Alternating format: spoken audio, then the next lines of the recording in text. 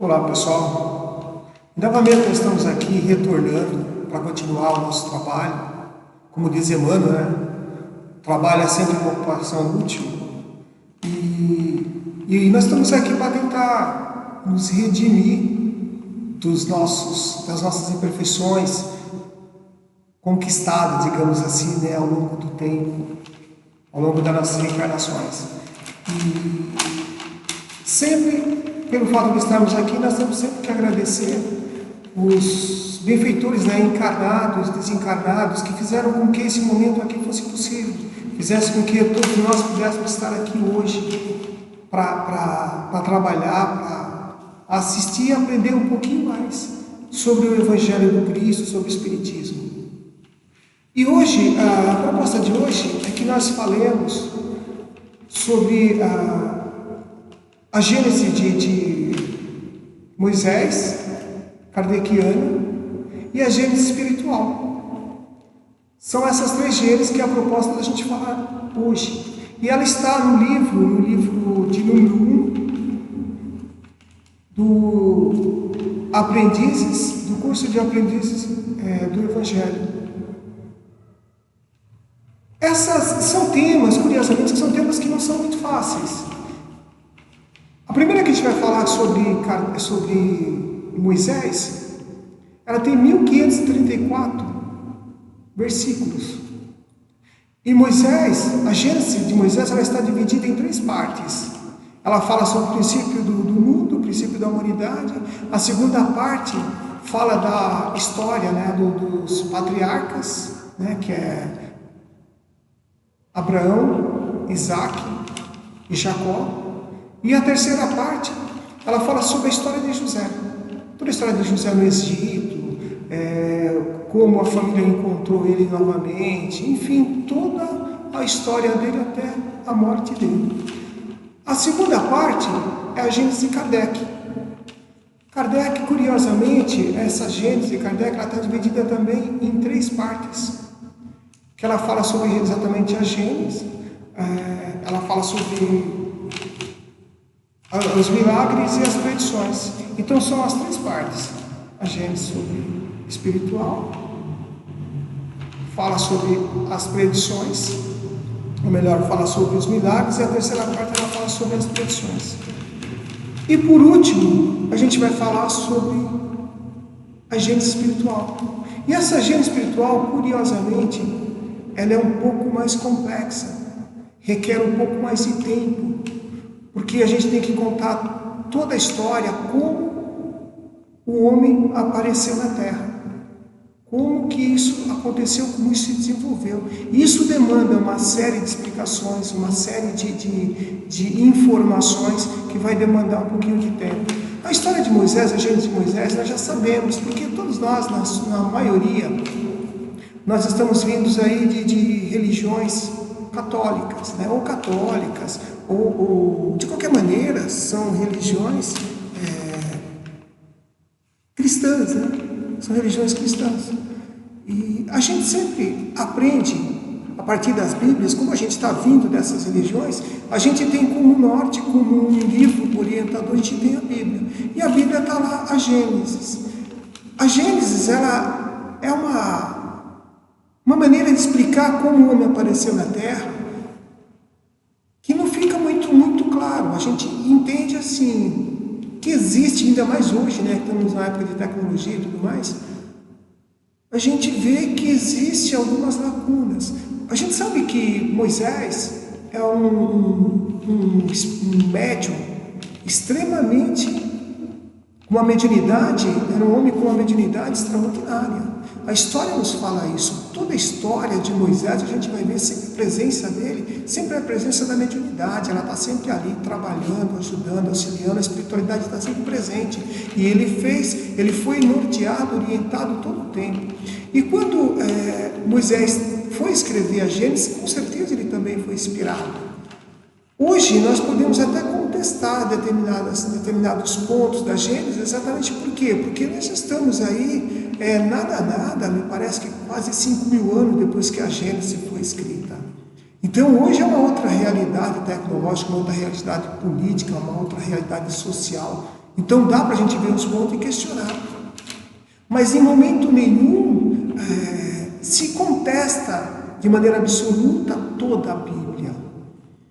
Quando Moisés escreveu, a gente vai ver a história do paraíso, a gente tem lá o início da humanidade, na pessoa de Adão, de Eva, que depois tiveram Caim e Abel.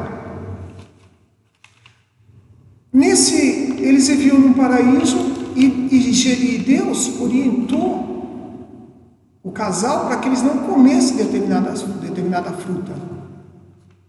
E eles desobedeceram, acabaram comendo.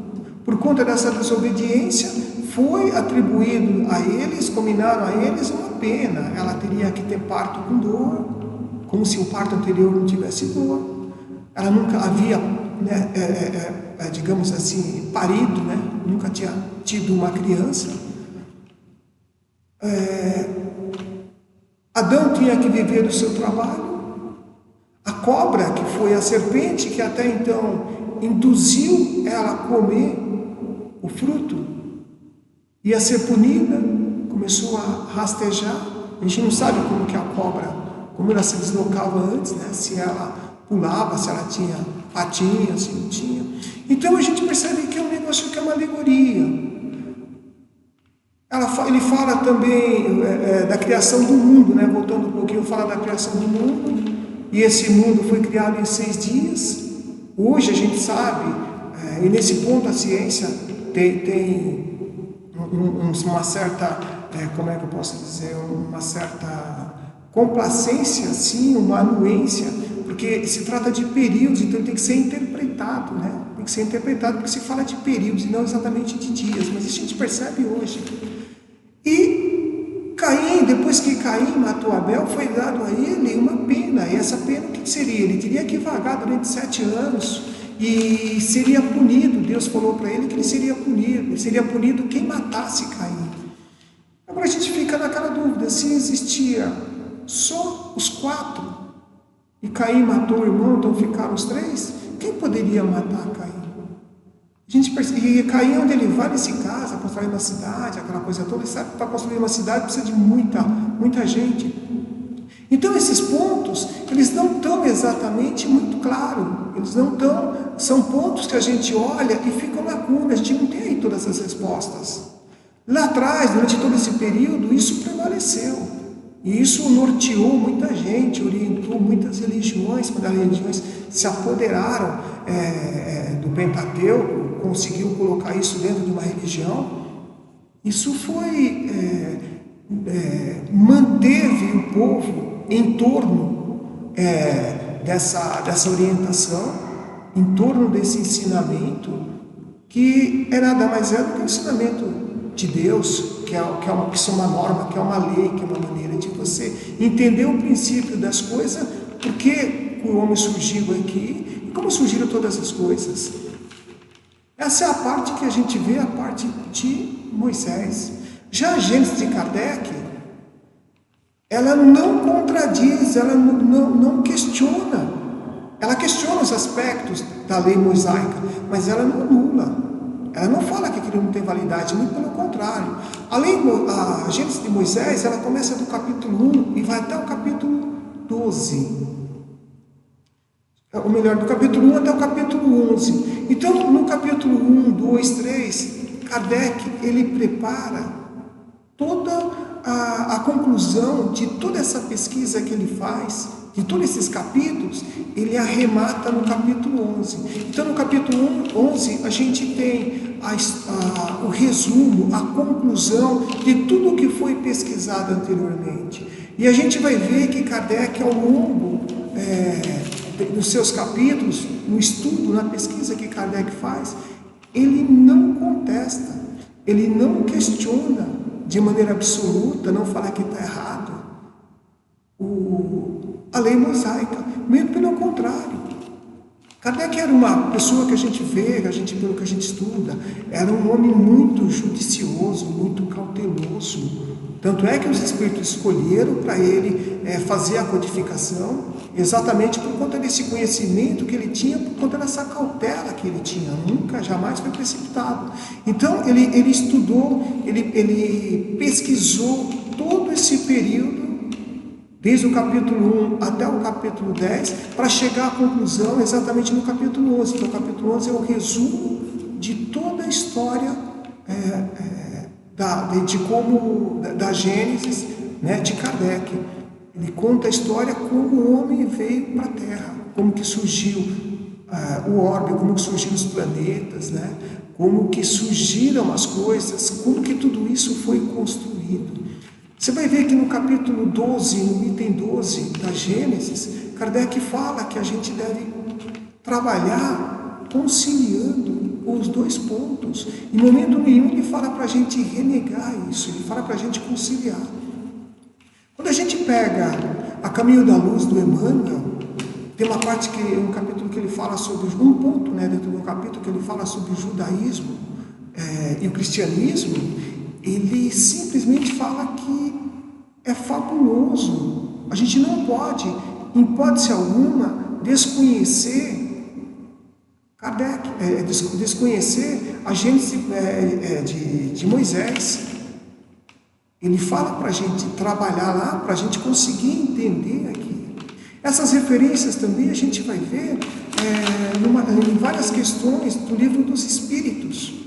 Tem várias questões se referindo exatamente a esse início, a esse amparo que existe, essa forma de juntar as duas partes, porque você não consegue entender a Gênesis de Kardec se você não estudar lá atrás também, porque uma coisa não anula a outra, as duas se completam. Então, Kardec, em toda a sua pesquisa, na sua Gênesis, seus 12 capítulos ali, que ele vai pegando passo a passo e vai concluindo, ele chega à conclusão que são períodos geológicos esses 6 dias. A ciência, ela bate forte na Gênesis de Moisés. Por que ela bate forte? Porque a ciência, ela é evolucionista. É uma ciência materialista, mas ao mesmo tempo ela é evolucionista. Ao passo que toda a Gênesis de Moisés, ela é criacionista. Deus deixou aquilo pronto. Não se consegue, como eu disse anteriormente, não se consegue uma série de explicações. Olha, não dá para se questionar muito, se analisar muito, aí aparecem já os dogmas. Então os dogmas, você tem que aceitar do jeito que é, aquela coisa posta. Não pode se questionar porque Deus criou aquilo pronto, não teve evolução. Ela é totalmente criacionista, ao passo que a ciência, hoje, a ciência ela é evolucionista. Então, a partir de Darwin veio e praticamente derrubou essa tese essa tese mosaica, digamos assim, do criacionismo. Mas muito do que está lá é o que sustenta hoje, é o que sustenta as bases das religiões que surgiram pós-Kardec, né? Pós-Moisés. Todas elas têm como norte exatamente o que? A lei mosaica. E a lei mosaica nada mais é do que a Torá. Então você vê que todo judeu ele acredita piamente na Torá, na Talmud e na Kabbalah. Então são as bases que ele tem. E como lá é diferente, porque ocorreram muitas traduções ao longo dos anos, né? Muitas traduções, então muitos princípios ali foram interpretados diferente. E Kardec mesmo fala, isso nas traduções, e Kardec mesmo fala que não está nada de errado lá. O que existe são as interpretações, então os homens se equivocaram nas interpretações. Mas em ponto algum ele renega, ele anula, ele desconhece, digamos assim, a lei mosaica. Agora, para a gente explicar a parte da gênese espiritual, e para nós que somos espíritas, a gente sabe que o espiritismo ele foi colocado da seguinte maneira, para explicar tudo que existe aqui começa, como sempre, do ser soberano, começa de Deus. Então Deus, ele criou um princípio espiritual e ele criou o fluido cósmico universal. Então é muito importante que a gente veja isso. Tudo aquilo que vai ser inteligência, todo o germe da inteligência está no princípio espiritual. E tudo aquilo que vai ser matéria está no princípio material, que está dentro do fluido cósmico universal. Então tudo que existe no universo está mergulhado, está imerso no fluido cósmico universal. Quando Deus criou o fluido cósmico universal, o princípio espiritual, criou-se também o princípio material. Então tudo aquilo que vai ser matéria, vai vir daí, que são matéria transformada. Só que esses dois pontos, eles se comunicam. O princípio espiritual e o princípio material, eles se comunicam. Mas para se comunicar, ele precisa evoluir. E o princípio da matéria, lá atrás a gente sabia que existia só o átomo. E hoje, logo quando criaram o átomo, há uns anos atrás, a gente achou que era a menor parte da matéria, pelo menos os seus criadores disseram isso. Hoje a gente sabe que tem uma série de subpartículas lá dentro. Você tem próton, você tem nêutron, tem o elétron, você tem quartzo, lepton, tem uma série de partículas. Então o que acontece? Esse princípio espiritual, ele vai manipulando a matéria para ele criar o primeiro átomo. Depois do átomo, ele cria uma molécula. E na sequência, no acúmulo dessa molécula, ele cria os cristais. A partir desses cristais, tem um cristal que o princípio inteligente atua, que é o vírus. Então tem o que se chama de vírus cristalino. Esse é um assunto que demanda muitas horas de explicações. Isso aí daria um congresso inteiro. Mas é só para a gente ter uma ideia, para entender como que é a Gênesis. Então, da maneira que eu estou falando, para quem tiver um interesse um pouquinho maior, dá para ir pesquisar, ir atrás, dar uma olhadinha e mais tarde enriquecer a gente também com mais informações. Então, você tem os 3 reinos até agora, tem os 4 reinos. Então, a gente tem o reino mineral, na sequência vai vir o reino vegetal, o reino animal e o reino espiritual.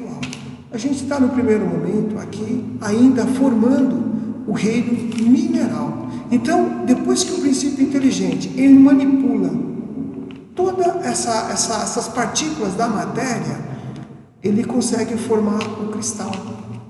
A partir dali, surge algo chamado princípio vital. Esse princípio vital, gente, é uma das coisas mais importantes e mais complexas para se estudar dentro do Espiritismo. Por quê? Porque tudo parte daqui. A partir do princípio vital, quando o princípio espiritual consegue manipular a matéria a ponto de chegar no princípio vital, descobrir e manipular esse princípio vital, ele surge a partir dali o princípio inteligente. Então veja essa caminhada: princípio espiritual, princípio material. No meio disso que se comunica, tem o princípio vital. Na medida que surge o princípio vital, que o princípio espiritual consegue manipular a matéria a partir do princípio vital, vem um outro estágio que é o princípio inteligente. Esse princípio inteligente, ele não existe antes do princípio vital. E aí a coisa vai evoluindo. Aí surgem as primeiras mônadas. O que são mônadas? São as bases, o que se chama de almas coletivas, digamos assim. Vai vir uma série os primeiros minerais, os primeiros vegetais vão surgir ali, as amebas, aquela coisa dos primeiros animais. É isso aí. Os primeiros seres vivos vão surgir ali, e na sequência vai vir as primeiras mônadas, que vai ser, você pode falar que são peixes, que são formigas. Na medida que essas mônadas vão ficando mais complexas, o ser já vai ficando mais evoluído. E para cada cadeia, para cada grupo desse, existe um elemento, para cada reino desse, existe sempre um elemento de transição, né? Existe sempre um elemento superior, que é o elemento de transição, é o elemento que atingiu o maior estágio dentro daquele reino, que vai para o reino seguinte. E no reino mineral o que a gente tem é o vírus. Tanto é que o vírus, se chama de vírus cristalino, não existe ainda uma classificação para saber se ele é animal ou se ele é mineral. Porque ele tem característica de um e característica do outro. Ainda não é, hoje, século XXI, ainda não há essa uniformidade com relação ao cientista, se é uma coisa ou se é outra. Então a gente tem, no topo desse reino, a gente tem um elemento de transição.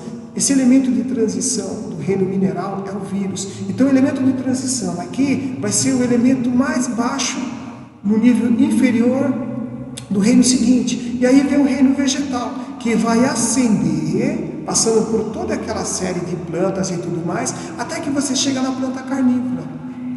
A planta carnívora é o topo, é o elemento de transição do reino vegetal para o reino animal. Por que é o elemento de transição? Porque em que pese ela ser uma planta, ela ser um vegetal, ela se alimenta de carne. E como é que ela digere isso? Ela não tira o seu alimento do solo. Ela tem uma enzima digestiva. Mas quem tem enzima digestiva, segundo os pesquisadores cientistas, são só os animais. Então, o elemento de transição desse reino vegetal para o reino animal é a planta carnívora.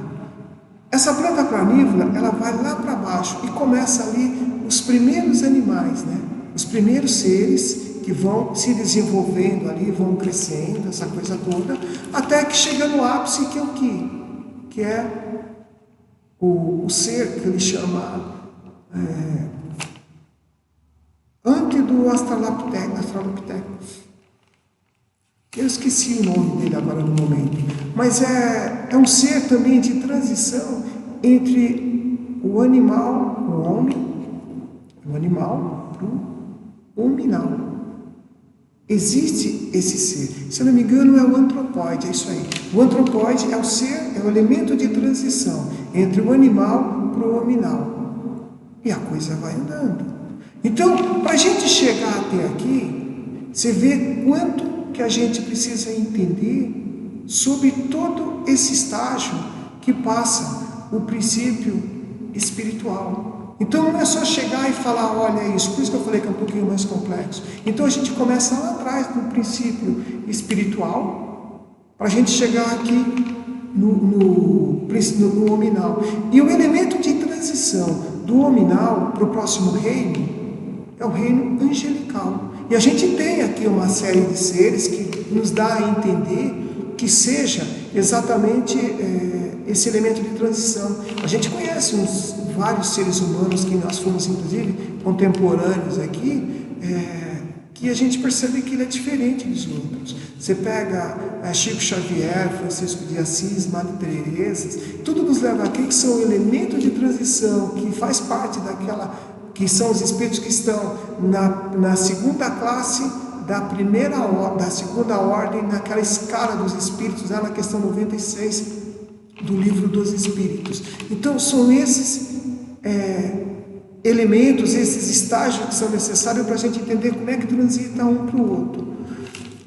Só que o que precisa ficar muito interessante aqui, o que precisa ficar marcado aqui, para a gente fechar esse raciocínio, né, da gênese mosaica, kardeciana e a gênese espiritual. A gente precisa entender, ficar muito claro, que Moisés, Cristo e o Espiritismo, eles são tidos como revelações. Então a gente tem a primeira revelação com Moisés, a segunda com Jesus, né, com Cristo, e a terceira com Kardec. Se a gente pegar o primeiro capítulo do livro Evangelho segundo o Espiritismo, está escrito, Jesus disse, não vim destruir a lei. Não vim destruir a lei. O que a gente precisa entender? Moisés, ele veio iniciar essa primeira revelação com a lei, que são as leis divinas. Então ele trouxe leis civis e leis divinas. E essas leis, as leis civis, elas mudam com o tempo, elas são adequadas àquela realidade que a sociedade vive naquele momento. Mas as leis de Deus, elas são permanentes.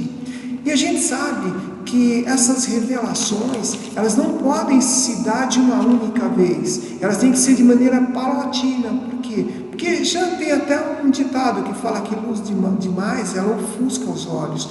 Então, se você der muita informação para um povo que ainda não está à altura daquelas revelações, em vez de ajudar, ele vai atrapalhar. Porque às vezes, em alguns momentos, quando a verdade ela é dita em momento impróprio, ela faz muito mais mal do que bem. Então, o que acontece aqui? Moisés veio e trouxe a primeira revelação. Ele trouxe a lei e a justiça, que é uma parte da lei divina. Jesus veio e trouxe a outra parte, uma outra parte da mesma lei. O Deus é único e a lei divina é única também. Então o que Jesus veio falar? Ele veio ensinar a gente. Muita gente fala que Jesus veio ensinar a amar a Deus sobre todas as coisas e o próximo como a ti mesmo. Na verdade, essa lei está prevista lá na lei de Moisés. Ela está lá no Velho Testamento. A lei que Cristo veio ensinar para nós é amar o inimigo. É amar o inimigo. Essa foi a mensagem, segundo a revelação, que Jesus veio trazer para nós. Você vê que já superou a anterior, ela completa. Não superou, ela completa. Ela veio exatamente para fazer a parte e ampliar isso. Aí veio o Espiritismo. O que o Espiritismo veio fazer? Ele veio tirar o véu e mostrar a verdade, firmar a verdade. Por quê? Que é a terceira revelação. Porque Jesus disse que ele queria dizer muita coisa, mas naquele momento também não era possível dizer tantas coisas. E disse que ele ia embora, mas ele traria o Consolador, que ficaria até a consumação dos séculos. E o que ele trouxe? Ele trouxe exatamente o Espiritismo. Então, se você analisar a primeira revelação, segunda revelação e terceira revelação, elas convergem para a lei divina, elas convergem para um único ponto, que é o quê? Que é exatamente a lei de Deus, a lei de amor, a lei de justiça, a lei de caridade. O primeiro espírito que se manifestou no Evangelho segundo o Espiritismo é um espírito jesuíta, judeu, se eu não me engano. É isso aí, um espírito judeu. É sério, parece que é esse o nome. E o que ele fala? Ele fala que Kardec veio iniciar, Jesus veio continuar, e o Espiritismo veio arrematar essa lei. Então, na verdade, em momento nenhum, uma coisa não anula a outra, não exclui a outra. Para a gente entender o Espiritismo, seguramente nós temos que estudar o Evangelho, o Novo Testamento e o Velho Testamento, porque são a base do que é o Espiritismo. Porque Cristo está no centro de tudo. E sem a gente entender essas duas revelações, a gente não consegue entender o Espiritismo. Então, eu me demorei mais um pouquinho nessa terceira parte, porque ela implica um pouco mais de reflexão, e talvez não se consiga ser muito claro como a gente às vezes quer ser, e nem sempre consegue, né? A gente prepara de uma maneira, chega aqui e não sai exatamente isso, tá? Mas fechando essa exposição de hoje, o que tem que ficar claro para nós a lei divina, a lei de Deus é que prevalece nas três revelações. Há 1200 anos atrás, Jesus, através de Moisés, veio preparando o texto da lei. Jesus veio e trouxe mais o texto da lei, e o Espiritismo veio e trouxe o resto. Porque, na verdade, não é o texto da lei que importa, é a lei. Porque se fosse só o texto da lei, o que acontece? Jesus poderia pegar, escrever, materializava aqui e a coisa funcionava, mas não. Existe algo mais que o texto da lei, que é a essência da lei, que ela não é escrita. Ela tem que ser interiorizada. É isso que nós devemos entender nessas três revelações. E assim nós chegamos ao fim, de mais essa exposição no dia de hoje. Obrigado, gente, e até a próxima.